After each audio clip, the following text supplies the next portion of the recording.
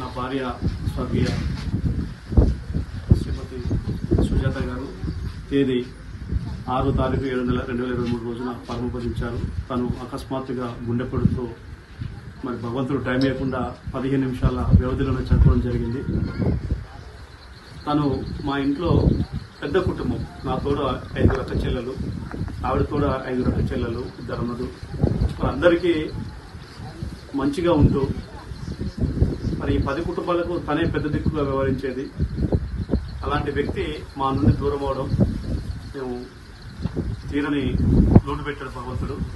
మా ఇద్దరి గుర్తుగా మాకు బాబు, తనకు సాఫ్ట్వేర్ చేస్తున్నాడు. బాబుకు 2, ఒక బాబు పాప. పాప వయసు 2 సంవత్సరాలు, బాబు వయసు 7 సంవత్సరాలు. పాప ఆడపిల్ల అంటే చాలా ప్రేమగా ఉండేది. ఆ పాప కోసం చాలా దేవుళ్ళకు మొక్కింది. తీరా ఆ పాప ఆళ్ళపాలు చూడకుండానే ఆమె మా నుంచి వీడిపోయింది. కానీ ఈ కుటుంబంలో ఎట్లయితే ఉందో దాన్ని మాకు మా ఈ 10 కుటుంబాల దేవత లెక్క మేము భావించాం.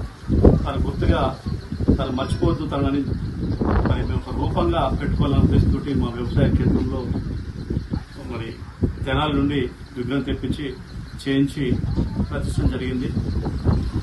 తను ఎప్పుడు కూడా ఆ మనవరాలికి నానమ్మ అంటే చాలా ఇష్టం. మరి చిన్నప్పుడు ఫోటో చూసి నానమ్మ అంటుంది.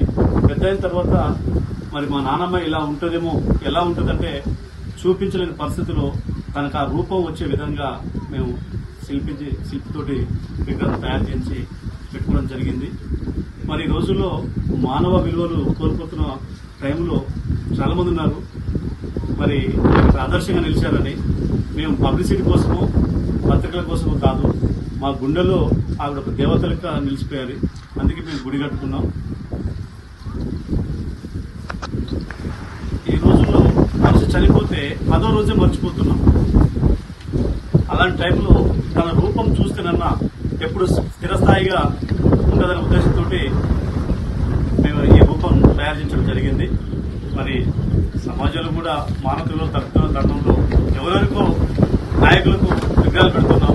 మరి మన దేవత మన ఇంట్లో మర్చిపోతే కనీసం రూపం లేకుండా కూడా చేస్తున్నాం.